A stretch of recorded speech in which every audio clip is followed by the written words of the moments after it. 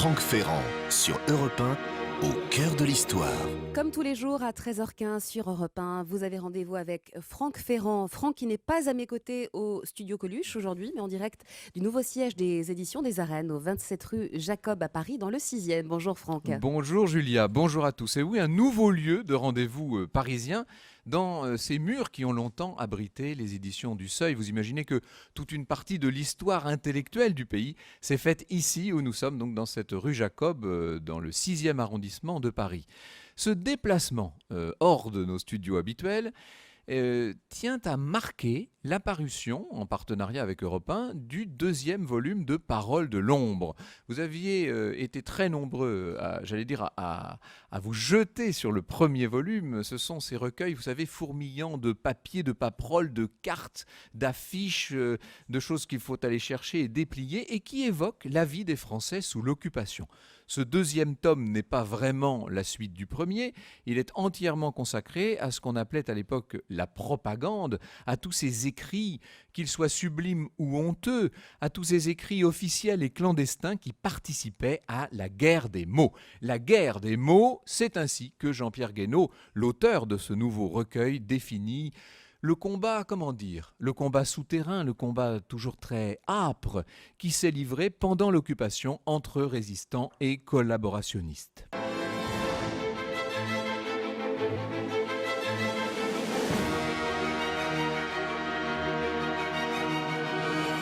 De 13h à 14h sur Europe 1, au cœur de l'histoire. Franck Ferrand.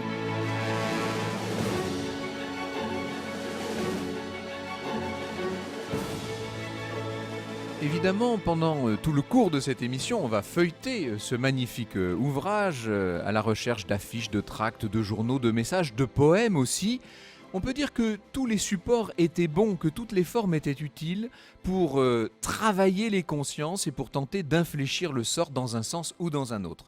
Les Allemands, la force occupante, ne s'y trompent pas à l'époque. Ils pourchassent les auteurs sans relâche, ils punissent l'écrit plus durement encore si possible que l'action. La plume inquiète davantage ce régime d'idéologues que le fusil. Plus encore que l'arme à feu, ce qui dérange les nazis, c'était l'arme à mots, ce que montre très bien Jean-Pierre Guénot dans l'ouvrage. Alors, afin de répandre la terreur parmi les intellectuels et de dissuader les écrivains de tout poil de prêter leur concours aux feuilles, aux publications clandestines, les nazis leur réservent un châtiment spectaculaire et à leurs yeux déshonorant, la décapitation. Au début du régime, de 33 à 38, les coupables sont décapités à la hache comme au Moyen-Âge et puis ensuite ils seront guillotinés. En tout, plus de 40 000 personnes, considérées comme des esprits trop libres ou trop forts, ont été ainsi suppliciés. Alors au-delà des auteurs eux-mêmes, ce sont leurs familles qui sont menacées. C'est ça aussi un régime de terreur. Toujours à des fins dissuasives. Ce que les Allemands appellent le Siebenhalb, c'est-à-dire la peine de clan.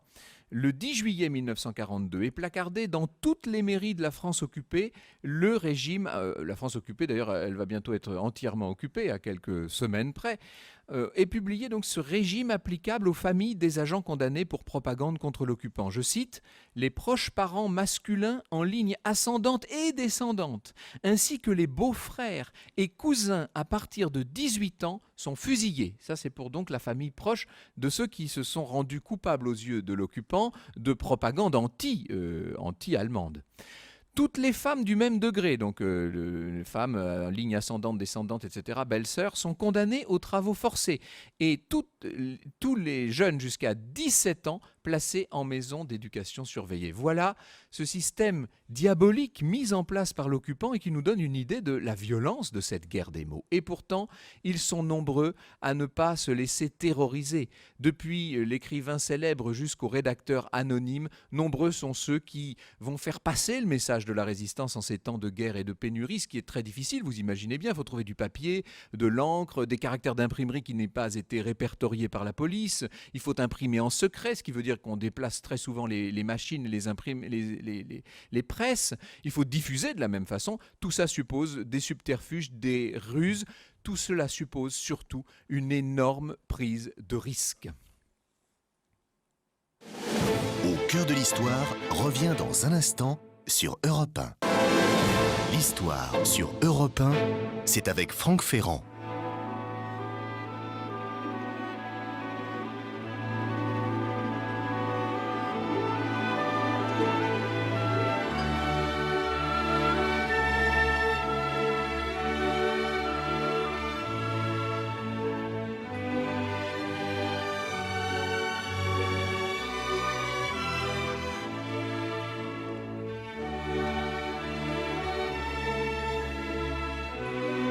Un extrait sur Europe 1 de la bande originale du film de François Truffaut, Le Dernier Métro, Franck. Vous vous rappelez ce magnifique Évidemment. film, Julia, avec Bien sûr. notamment Catherine Deneuve et Jean Poiret, etc. On était, avec le film de Jean Truffaut, dans l'atmosphère si particulière de cette occupation, et notamment, en l'occurrence, du Paris de l'occupation, Jean-Pierre Guénaud. Ce qui est étrange, c'est que la période ait été d'une dureté folle. Je pense qu'on l'a dit d'emblée, il fallait commencer l'émission en le rappelant, mais qu'en même temps, elle n'est pas sans nostalgie pour un certain nombre de ceux qui ont pu la vivre. Oui, et d'où l'importance, en fin de compte, des poètes, des écrivains, parce que les mots peuvent être sordides, les mots peuvent être là pour désinformer, mais ils sont là aussi pour proposer une évasion. C'est une période qui dure longtemps, qui dure plus de 4 ans. Alors je disais tout à l'heure que imprimer des écrits clandestins dans les conditions de pénurie et surtout de très grands de régimes de terreur instaurés par l'occupant, c'est extrêmement difficile. D'un point de vue matériel, déjà d'un point de vue concret, il faut trouver la place pour mettre les presses, il faut les déplacer souvent évidemment en cas de perquisition ou d'enquête. On ne cesse de se dénoncer, c'est bruyant, il faut trouver de l'encre, il faut trouver du papier. D'un bout jusqu'à l'autre de la chaîne, cette chaîne constituée par les soldats de l'encre, elle est très risquée. Il y a des toutes petites mains. Il n'y a pas que les écrivains, il n'y a pas que les 157 écrivains qui sont morts pour la France, soit dans les rangs de la résistance, soit au combat direct.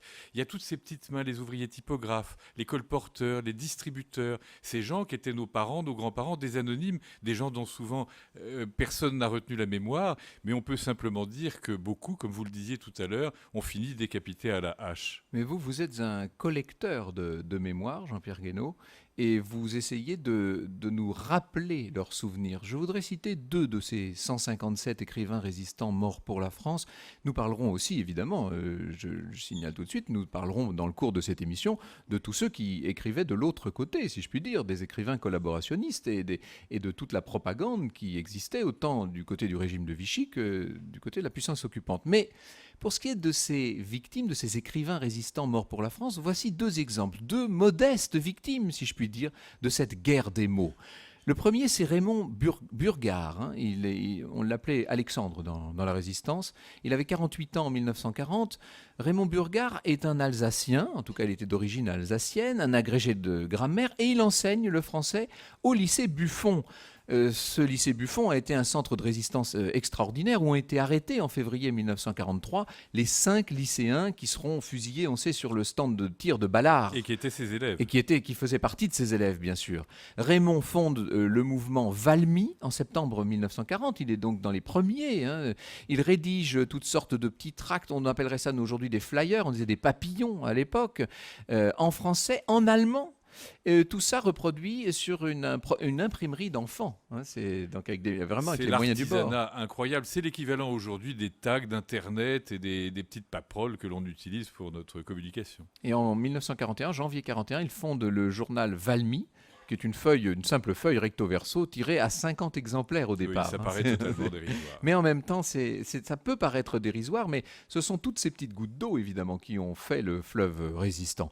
Paul Petit, de son côté, a 47 ans en 1940. C'est un diplomate qui publie à ses frais en 1940, en 1941, des textes clandestins qui, alors, eux, dénoncent, et de la part d'un chrétien, c'est d'autant plus méritoire, dénoncent la position des cardinaux Suard, Baudrillard, et d'une façon plus générale, de l'Église qui soutient mollement, mais soutient le régime de Vichy. À partir de juin 1941, Paul est l'âme du journal La France continue, auquel collabore Raymond Burgard. Donc c'est là qu'ils se retrouvent. Le 7 février 1942, ils seront condamnés à mort pour leurs écrits. Ils sont décapités à Cologne en juin, en août 1944. En juin et en août 1944, c'est-à-dire qu'ils ont Ils sont restés dans les geôles allemandes pendant très longtemps.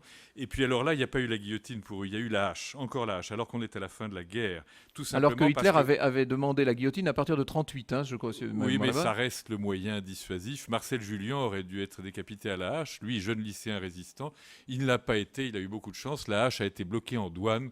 Il y avait eu des problèmes administratifs. L'administration prussienne avait aussi ses travers. Quand on feuillette, Jean-Pierre Guénaud, et tout en le disant, je vais le faire, quand on feuillette votre ouvrage, on découvre évidemment tous ces documents. L'ouvrage est bourré d'enveloppes, de poches de craft, et on sort les documents. On a comme ça alors là, j'ai une bande dessinée, ça c'est assez extraordinaire, d'ailleurs, dans les mains. On a évidemment des cartes postales, et puis surtout, tous ces petits tracts, tous ces éléments parfois très modestes qu'on se passait, qu'on se distribuait sous le manteau. Tous les supports étaient bons, toujours dans cet artisanat. Cet ouvrage est la prolongation du premier. Le premier insistait sur la vie quotidienne des gens, leur vie un peu matérielle.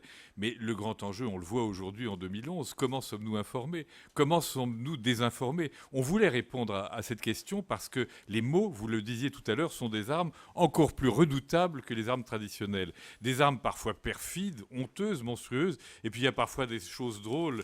On peut citer une affiche. Ça, c'est dans la pochette qui est tout à fait à la fin du livre. Par deux élus locaux, vous avez des affiches là. messieurs Tête et Marin, qui sont les élus locaux de la mairie de Saint-Maur et qui osent publier une affiche en 41, très tôt, mardi 8 Sous avril l'égide 41, du secrétariat d'État à l'instruction publique. bien entendu, et on vous propose des cours gratuites de langue allemande. C'est quelque chose d'absolument magnifique. C'est une ironie formidable, quoi. C'est ce qui s'appelle avoir un certain opportunisme. Voilà, no comment, comme le dit une chaîne de télévision bien connue. No comment, vous commentez, vous, en revanche, la plupart des documents qui sont présentés ici, et vous le faites à votre façon, Jean-Pierre Guénaud, c'est-à-dire en montrant toujours ce qu'il y a d'humain, aussi bien derrière l'acte le plus héroïque que derrière la plus terrible lâcheté. L'histoire, c'est la vie, et ce sont des choses à ne jamais oublier. Ce qui est merveilleux, c'est la posture de ces gens ordinaires ou de ces intellectuels, dont certains vont totalement arrêter d'écrire et faire le plus gros sacrifice qui soit. Et d'où viennent-ils tous ces documents? Eh Où les bien, avez-vous recueillis? Il y a un lieu magnifique qui est le musée de la Résistance qui est à Champigny. Et puis il y a tout un tas de collectionneurs privés, des passionnés, des gens qui ont gardé des choses qui sont introuvables et même parfois dans les collections publiques. Nous avons la chance d'avoir à nos côtés un grand témoin qui va nous parler dans un instant de Robert Desnos et du rôle très important qu'il a pu jouer.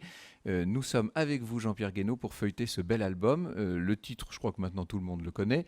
C'est le deuxième tome, d'autant plus depuis. Ça fait maintenant combien? Le premier tome était sorti Il y a un peu moins de 2 ans. Un peu moins de 2 ans. C'est Paroles de l'ombre, numéro 2, et c'est sous-titré Poèmes, tracts, journaux, chansons des Français sous l'occupation, en mettant l'accent, je le dis encore, dans ce deuxième tome, sur tout ce qui consiste, tout ce qui regarde l'écrit. En fait, c'est bien la guerre des mots que vous nous présentez à travers ce recueil. Franck Ferrand sur Europe 1. Vor der Kaserne, vor dem großen Tor, stand eine Laterne und steht sie noch davor. So wollen wir uns da wiedersehen, bei der Laterne wollen wir stehen, wie einst Lili Marleen, wie einst Lili Marleen. Lili Marleen sur Europe 1 par Leile Andersen, Franck. Oui, la version allemande de Lili Marleen, la version pas tout à fait originale, mais presque par Leile Andersen. Nous ferons bientôt avec vous, Jean-Pierre Guénaud, une émission de télévision sur Lili Marleen. Vous avez été vous êtes celui qui a écrit l'histoire de cette chanson. Oui, c'est à venir. Et alors, elle a été reprise très tôt, en 1941, par Suzy Solidor, grande chanteuse de la collaboration. C'est l'hymne de la Seconde Guerre mondiale, dont les paroles ont curieusement... Tout camp confondu, c'est ça qui était étonnant. Tout camp confondu, dont les paroles ont été écrites bien avant, pendant la Première Guerre mondiale. Et ce qui est merveilleux, c'est que beaucoup de gens pensent parfois par erreur que cette chanson est une chanson nazie, alors que Leile Andersen a failli être déportée plusieurs fois pendant la guerre. Mais c'est une autre histoire. Elle est morte très tard, du reste. Elle est morte très tard, elle est morte dans les années 70, après avoir défendu les couleurs de l'Eurovision pour l'Allemagne après la guerre. Nos auditeurs ne peuvent pas s'en rendre compte tellement ils sont attentifs, silencieux, sages comme des images, mais nous sommes en public évidemment dans cet endroit magnifique du 27 de la rue Jacob, au siège des éditions des Arènes. Nous sommes en présence de plusieurs classes de CM2, il y a aussi une classe, alors on voit des têtes évidemment nettement plus âgées, une classe de terminale. Si vous voulez applaudir pour que tous nos auditeurs comprennent que nous sommes ici en grand nombre. Je vous en prie. Voilà. Ça nous rassure, Franck. Faut se poser des questions. Vous vous demandiez si finalement nous ne évidemment. nous étions pas installés dans l'arrière-cour tranquillement, c'est ça? Oui, c'est ça. Non, nous sommes en public, devant ce public très attentif. Et je pense qu'il est très intéressant de voir à quel point les plus jeunes générations sont très sensibles à la mémoire d'une façon générale. À l'histoire, nous sommes bien placés ici pour le savoir, mais notamment à l'histoire de la Seconde Guerre mondiale, Jean-Pierre Guénot. D'autant plus que ce sont des grands, ce sont des aînés, parce qu'ils vont écouter dans 2 secondes quelqu'un qui s'appelle Jacques Frankel et qui avait 6 ans en 1942 ou 43. C'est-à-dire qu'au moment des événements que vous allez nous raconter, Jacques Frankel, merci beaucoup d'être avec nous, vous étiez, plus jeune que les enfants que nous avons là dans cette salle. Oui. Ouais. Et vous avez vécu donc un moment tout à fait terrible, puisque c'était le 28 juin 1943. On est... non, c'était quand vous avez été arrêté, qu'il y a eu cette espèce de descente. Je ne peux pas vous dire. Vous ne vous rappelez pas exactement, mais je cherche là le... Oui. Qui aurait été une arrestation, qui était un contrôle d'identité, comme on dit aujourd'hui, n'est-ce pas, qui aurait pu se terminer évidemment fort mal. C'était rue de Saint-Pétersbourg, dans le 10e Voilà, arrondissement. Vous étiez avec votre père. Alors, il faut que vous nous disiez qui était votre père, Vladimir Michel Frankel. Alors, c'était un médecin juif, comme moi, évidemment, et qui n'avait pas le droit d'exercer, qui vivait dans la clandestinité, moi aussi d'ailleurs, et grâce à lui, je suis là pour vous en parler. Et donc, vous aviez donc sur la carte d'identité de votre père, il y avait la mention, voilà, alors, cette mon fameuse père mention avait commis juive. cette imprudence, je ne lui en veux pas, c'était d'aller se faire enregistrer comme juif au commissariat aux affaires juives, et donc sur sa carte d'identité, on avait imprimé le mot juif. Et donc, inutile de vous dire que cette carte d'identité, c'était plutôt un passeport pour Buchenwald qu'une vraie carte d'identité. Or, vous possédiez très heureusement de faux papiers d'identité. Alors, mon père et mon oncle et moi-même étions assez liés avec Robert Desnos, le poète Robert Desnos. Je pense que parmi nos très jeunes auditeurs dans cette salle même, certains ont appris des poèmes par cœur, des poèmes de La Fourmi de Desnos, Voilà. par exemple. Et Robert Desnos est entré très tôt. Bon, d'abord, c'était vraiment un ami intime, et moi, je ne voyais personne. Hein. On vivait en reclus, clandestin, pas d'école, pas de visite, pas de sortie, etc. Et Robert, dans ses activités de résistance qui étaient nombreuses, était entre autres, parce qu'il était doué en dessin, fabricant de fausses pièces d'identité. Et il a fait une superbe carte d'identité pour mon père, où il n'y avait pas la mention et où il prenait un autre nom, ce qui fait que j'en avais tellement marre d'être enfermé dans cette maison que je lui demandais tout le temps, sortons, allons faire un tour. Il ne voulait pas, c'était dangereux. Et puis un jour, il a fini par dire, bon, bah alors allons-y. Pas de chance, on arrive rue de Saint-Pétersbourg, qui était à côté de chez nous. Et là, Barrage contrôle. devant. Mon père me dit, bouge pas, on va faire marche arrière, on s'en va. Il y en avait autant derrière, évidemment. Et coincé. Voilà. Et donc, arrive notre tour de présenter les papiers. Et il y avait le petit carton dessiné si habilement par Robert que les flics n'y ont vu que du feu. Et que nous sommes repartis après un petit contrôle quand même assez disgracieux qu'on fait sous le porche des immeubles pour prouver définitivement qu'on n'est pas juif. Vous voyez ce que je veux dire? Bien sûr. Votre père, Vladimir Frankel, était devenu, pour les circonstances, Michel Renaud. Il était censé être né dans la Haute-Vienne. À Bouzy. Et domicilié à Bouzy-la-Forêt, dans le Loiret. Il fallait apprendre ça par cœur, évidemment, au passage. Voilà. Mais moi, c'était très différent pour ce qui est de moi, parce que moi, je ne savais même pas ce que c'était un nom de famille. Parce que fallait pas que je sache mon nom. Je ne savais pas ce que ça voulait dire. Je ne savais pas ce que ça voulait dire juif, un mot que j'avais jamais entendu. Frankel, je ne savais pas que ça existait. Voilà, j'étais Jacques. Jacques, sans copains, sans amis, sans personne. Oui.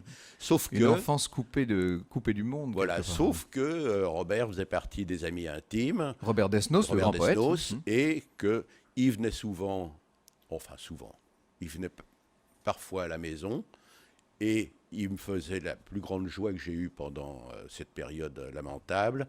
Il me prenait sur ses genoux et il me racontait des histoires, comme lui seul savait les raconter.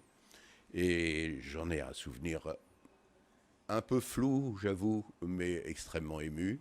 Et je crois qu'il m'a confié ces histoires parce qu'à cette époque-là, on ne savait pas ce qu'on allait devenir, ni lui, ni moi. Et que c'était un peu un viatique pour le grand départ. Vous êtes son légataire universel Oui. et son exécuteur testamentaire, il Oui, faut le dire. Absolument, absolument. Il n'a pas voulu léguer à sa compagne Yuki, qu'il aimait beaucoup, mais pour des raisons, parce qu'elle était un peu fofolle et il pensait que c'était pas très sérieux. Et donc il a légué à mon oncle et puis après ça, à moi. Donc c'est vous qui êtes aujourd'hui dépositaire de cette Voilà, mémoire, et oui. puisqu'il vous a sauvé la vie, vous sauvez Oui. vous aujourd'hui sa mémoire. en Voilà, quelque du sorte. mieux que je Il peux. faut savoir que Robert Desnos, bien sûr, a été dénoncé par un certain nombre de ses chers confrères, Oui. du reste, hein, puisque Céline. dont Céline, il faut Dont le dire. Céline, Je ne qui- savais pas si j'allais le dire, mais oui, après tout, Mais vous disons-le, pouvez bien le dire, sûr, bien Céline sûr. n'est peut-être pas le responsable premier de l'arrestation, mais quand on traite un homme de philo-youtre, ça fait partie de ce fabuleux langage de Céline, n'est-ce pas, qu'il revendique dans le journal fort lu, on lui fait pas du bien. Mais le pire, ça a été Alain Lobreau, bien connu de nos services comme grand Notre journaliste, dénonciateur, oui. autre journaliste, Et que Desnos avait giflé un que peu. Desnos avait giflé. Et donc, quand un jour, dans un dîner mondain, on a dit « Oh, Desnos, qui venait d'être arrêté, on va peut-être le relâcher », Lobreau a dit publiquement aux officiers de la Gestapo qui étaient là « Il faut le fusiller ou tout au moins le déporter ». Et puis, ce sera le début d'une déportation très longue, Auschwitz, Buchenwald, Flossenburg, le camp de Floa, et puis ça finit par Terezin. Oui. Desnos est mort le jour de la libération de son camp, mort du typhus. Les deux documents qui sont là, grâce à Jacques Frankel, sont très émouvants. C'est unique. Pourquoi ? Parce que Desnos a été prévenu du fait qu'il serait arrêté. Pour que l'on ne se retourne pas contre sa compagne Yuki, il s'est rendu à l'arrestation, mais il a eu le temps de faire disparaître tout ce qui concernait son activité de faussaire et de Oui. résistant. Et les deux seules pièces connues de cette Oui. activité de faussaire, eh ben, ce sont ces cartes. Ouais. Il y a là la vraie carte de Vladimir Frankel, et il y a sa fausse carte qui a donc sauvé Ouais. Vladimir et son petit garçon de 6 ans. Voilà. Nous revenons sur d'autres trésors contenus dans ce magnifique recueil Paroles de l'ombre dans un instant. Franck Ferrand sur Europe 1, au cœur de l'histoire. Avec elle sur un poème de Robert Desnos de 1942, Franck. Voilà, et justement, nous sommes en compagnie du légataire universel, exécuteur testamentaire de Robert Desnos, hein, de M. Frankel, qui est ici avec nous et qui nous a raconté, je dis ça pour les auditeurs qui prendraient en cours, qui nous a raconté l'extraordinaire moment terrible où la fausse carte d'identité dessinée, enfin fabriquée par Robert Desnos, lui a sauvé la vie et celle de son père. Nous sommes ici donc au 27 de la rue Jacob, dans ce qui très longtemps a été la maison du Seuil, hein, les éditions du Seuil, et qui aujourd'hui abrite notamment les éditions des Arènes. Le directeur des éditions des Arènes vient de nous rejoindre. Nous allons nous entretenir dans un instant avec lui de ce nouveau rendez-vous culturel que vous proposez aux Parisiens, là, dans le cœur du vieux Paris historique, celui qu'on aime. J'aimerais avant cela, Jean-Pierre Guénaud, qu'on revienne un moment sur ces poètes et sur ces écrivains de l'ombre. Alors, je suis là ouvert à la page justement de Robert Desnos, où on voit les fameux papiers. Et si je pars une seule page en arrière, nous trouvons de tout autres écrivains, parce qu'il ne faudrait pas qu'on croie évidemment que la guerre des mots ne s'effectuait que dans un sens. J'ai là dans les mains, puisqu'il suffit de tirer dans un petit soufflet, on tire une liste qui a l'air dactylographiée, c'est un très beau facsimilé, et j'ai Comité national des écrivains, liste des écrivains indésirables, et il y a là quelques collaborationnistes quand même. Oui, absolument. Ça a été un enjeu terrible, aussi bien pour les écrivains que pour les poètes et et pour les journalistes. Et ce qui est très étonnant, c'est qu'on cite toujours, par exemple, la presse la plus extrémiste. Je suis partout, Gringoire. On oublie que la presse ordinaire, le matin, par exemple, était certainement une des formes d'expression la plus sirupeuse et la plus effrayante, avec des choses d'autant plus perverses qu'elle ne s'adressait pas à des extrémistes, mais à monsieur tout le monde. Les mots ont joué un rôle essentiel, je pense qu'on va le comprendre. Deux grands poètes, vous teniez à ce qu'on insiste sur leur cas, c'est René Char et Jean Prévost. René Char et Jean Prévost, parce que tous les deux incarnent quelque chose de terrible. L'un et l'autre vont décider de basculer dans la lutte armée. Et l'un et l'autre décident qu'après tout, continuer à écrire, c'est incompatible. Et alors ça, c'est le sacrifice suprême pour un écrivain, c'est d'arrêter d'écrire. Et à travers des facsimilés de choses très émouvantes qui sont dans le livre, on voit quel drame c'était pour eux. René Char, parce que lui, il avait 37 ans, c'est un poète soldat, c'est un très bon soldat, parce qu'il ne peut pas s'empêcher de prendre des notes sur un carnet qui ne cesse de trahir ses frustrations, qui sont magnifiques. Ça a été publié après la guerre, avec le nom Les Feuillets d'Hypnose. Il a tout détruit sauf une feuille. Cette feuille est dans Paroles de l'ombre 2. Et alors il avait des mots terribles pour les gens dont vous parliez tout à l'heure, René Char. Hein. C'est lui qui a écrit qu'il existait une sorte d'homme toujours en avance sur ses excréments. Et bien sûr, il ne pensait pas précisément à Jean Prévost ou aux gens qui étaient de son bord, mais à ceux qui étaient en face.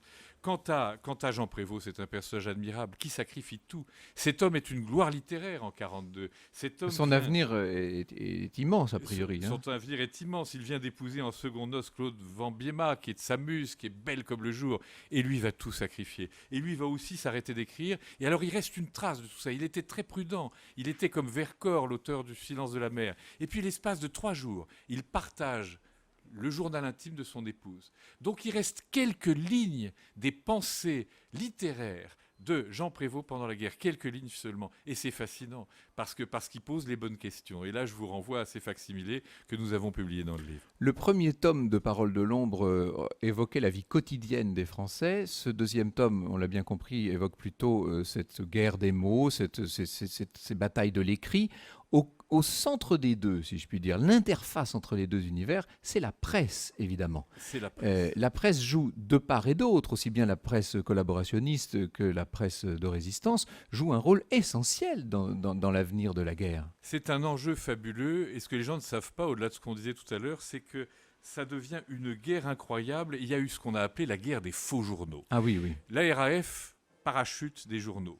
Dans les heures qui suivent, la Gestapo s'en saisit, reprend ces journaux, les rédige et les contrefait intégralement. Il y avait par exemple le Courrier de l'Air, où il y avait des titres de ce genre. C'est hallucinant, et nous montrons les deux versions des journaux. C'est-à-dire qu'en fait, on a exactement le même journal, avec les mêmes rubriques, les mêmes titres, ce qui est important, ce qui fait que si quelqu'un avait parlé à son voisin de palier d'un titre, on peut le retrouver sur le faux journal. C'est la même chose. Mais le contenu des articles est différent. Le contenu diffère. Si vous avez des photos des alliés qui semblent péter la forme, et bien évidemment, on va les montrer subclaquants. Oui. Et les articles sont réécrits de façon très vicieuse pour prendre l'inverse de leur sens initial. Très vite, les lecteurs ne savent plus à quel sens vouer, et c'est là, et ça se joue dans les deux camps. C'est-à-dire qu'il va y avoir des faux canards enchaînés, il va y avoir des faux journaux de propagande.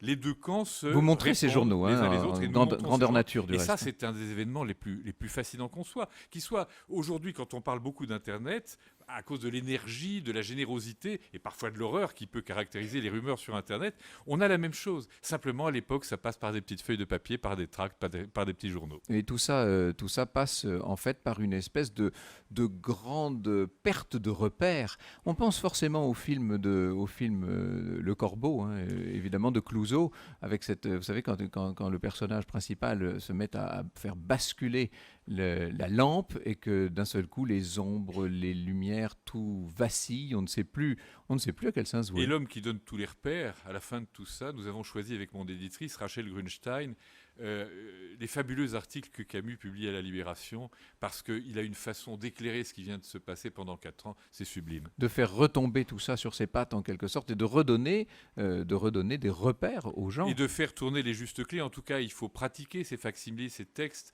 parce que vous verrez qu'on a édulcoré beaucoup de choses et qu'une fois de plus, il faut aborder l'histoire par le biais de la vie. On n'est pas dans la poussière, on est dans la vie. Et aujourd'hui, Steve Jobs vient de mourir. Eh bien, en fin de compte, l'inventivité qu'il a déployée dans les moyens de communication nouveaux qui sont à notre disposition. C'est ce que tous ces petits soldats de l'encre ont déployé pendant les 4 ans de l'occupation, à leur manière et avec les moyens de l'époque. C'est très pédagogique finalement cette démarche, Laurent Beccaria. Vous dirigez donc les éditions des Arènes. C'est un travail qui devrait être multiplié. On devrait faire ça dans tous les domaines. Présenter les documents en facsimilé, les avoir dans la main comme ça, pouvoir jouer avec, si je puis dire. Ça, c'est à la fois les progrès de la fabrication qui nous permettent de faire ça. Et puis, je pense que c'est le développement du numérique. C'est-à-dire qu'aujourd'hui, vous avez des milliers de documents d'histoire qui sont disponibles d'un seul clic. Et le livre doit se réinventer. Et une des raisons de réinventer le livre, c'est d'abord le travail de sélection. Je crois que Jean-Pierre Guénaud, pour arriver à ce livre, sont des milliers de documents, de pages, etc., avant de choisir un peu le meilleur. Et puis, il y a la mise en page, les pages qu'on déploie, comme une malle au trésor. Il y a une surprise à chaque page. Une surprise, en fait, ouais. et on retrouve ce qu'est un livre, c'est-à-dire un livre qu'on partage, qu'on voit en famille, qu'on s'offre, qu'on garde. Et c'est vraiment la complémentarité avec l'univers numérique. On vous retrouve dans un instant, Laurent Beccaria, pour évoquer ces lieux où vous nous accueillez, et vous nous accueillez en public puisque nous sommes en présence. Je ne sais pas combien vous êtes, mais enfin très nombreux. Nous avons plusieurs classes, notamment des classes de CM2 qui sont avec nous aujourd'hui. On vous retrouve dans un instant. L'histoire sur Europe 1, c'est avec Franck Ferrand. À l'occasion de la sortie du volume 2 de Paroles de l'ombre, un recueil de documents élaboré par Jean-Pierre Guénaud et coédité par Europe 1, nous retrouvons Franck en direct du siège des éditions des Arènes. Voilà, et en présence du fondateur et directeur des éditions des Arènes. Merci Laurent Beccaria de nous recevoir. On a mis un petit peu de désordre dans votre librairie là ce matin. Ah oui, mais c'est fait pour ça. C'est une maison d'édition, et dans le mot maison, d'édition, il y a le mot maison, et dans une maison un peu en désordre, c'est une vraie maison. Et c'est bien que la librairie soit au rez-de-chaussée de la maison d'édition. Moi, j'aime bien ça. Il y a un côté là, c'est très quartier latin finalement tout ça. Oui, et puis c'est aussi une volonté d'ouverture grande pour que ce soit un endroit de brassage, un endroit de vie. Puisque les livres, c'est la vie. Il y a des livres qui changent la vie, et nous, on est éditeur pour transmettre quelque chose. Et si on n'a pas de contact avec les gens à qui on transmet, c'est un peu comme si on parlait dans le vide. Et ce que vous avez à transmettre ici, notamment, c'est un extraordinaire patrimoine. Vous n'êtes pas n'importe où. Cette adresse, elle est connue, 27 rue Jacob. Alors, ça s'est passé juste à la fin de la guerre dont vous parlez, en 1946. Il y a une poignée de gens, ils étaient une petite dizaine, qui se sont installés, qui ont racheté un hôtel ici. Alors, il faut savoir que le quartier, à l'époque, c'était le quartier où il y avait des soldats allemands, il y avait Juliette Gréco, Boris Vian, le jazz, Jean-Paul Sartre. Oui, Sartre était là aussi. C'était très vieux, un peu bohème. Et puis avec cette énergie de l'après-guerre, ils ont voulu reconstruire aussi les livres, les romans, et ils ont créé les éditions du Seuil, qui avec Gallimard, c'est 2 maisons les plus prestigieuses en France. Gallimard qui n'est pas très loin d'ici. Il n'est pas très loin, c'est un quartier d'éditeurs. Et puis bon, il y a eu des ventes, des restructurations. Ils sont partis dans un quartier avec un immeuble moderne, etc., comme on fait beaucoup aujourd'hui. Et puis les héritiers de l'un des 2 cofondateurs, donc Paul Flamand, cherchaient des gens pour reprendre la maison. Et ils ont essayé de reprendre une autre petit groupe. On est une vingtaine à la fois de maisons d'édition et puis des revues, la revue 21, la revue 6 mois de photos. Et on essaie de retrouver une énergie nouvelle. Alors maintenant, c'est des jeunes de CM2 qui viennent de Seine-Saint-Denis, et c'est tout à fait ça. C'est le futur de la France. C'est eux, c'est nos futurs lecteurs. Ils sont là, et on leur transmet, on leur parle, et plus tard peut-être on accueillera leurs livres. S'il y en a qui ont envie d'écrire des livres. Il y en a peut-être déjà qui écrivent. Ils viendront peut-être dans 10 ans, dans 15 ans, et ils viendront se souvenir que dans cet endroit, on aime les auteurs. Merci beaucoup, Laurent Beccaria. On a beaucoup parlé d'auteurs, d'écrivains, tout ça au masculin, Jean-Pierre Guénaud. On peut peut-être finir par l'évocation rapide, parce que nous sommes à la toute fin, d'une femme d'exception. Madeleine Riffaut, mais oui, il ne faut pas oublier les femmes. Madeleine, c'est une petite poétesse de 16 ans au début de la guerre, tuberculeuse, et puis dès qu'elle sort de son sanatorium... Madeleine Riffaut, je ne suis pas certain qu'on ait bien entendu Madeleine son nom. Riffaut, en 41-42, eh bien, elle glisse dans la lutte armée. Et Madeleine m'a fait comprendre une chose que j'avais jamais compris. Elle a abattu un officier allemand sur ordre en juillet 44. Et moi, je pensais que ça n'avait aucun intérêt. Je n'avais jamais croisé Madeleine. Et puis Madeleine est devenue une amie. Et j'ai compris une chose. Même quand vous œuvrez contre le nazisme, même quand vous œuvrez pour la bonne cause, un meurtre reste un meurtre. Et Madeleine, la poétesse qui est restée poète, qui est restée un bel auteur, ne s'est jamais remise de cet acte. Jamais. Sa vie de journaliste, sa vie d'écrivain n'a été qu'une fuite depuis le départ. Et nous devons cela aussi aux résistants qui nous ont rendu la liberté. Merci beaucoup Jean-Pierre Guénaud. Je rappelle évidemment que Parole de l'ombre est déjà en librairie. C'est le 2e tome de ce trésor de toute la mémoire de la France pendant l'occupation. Merci beaucoup à Jacques Frankel d'être venu témoigner. Et merci à vous Laurent Beccaria de nous avoir reçus ici au siège des éditions des Arènes. L'histoire sur Europe 1, c'est avec Franck Ferrand.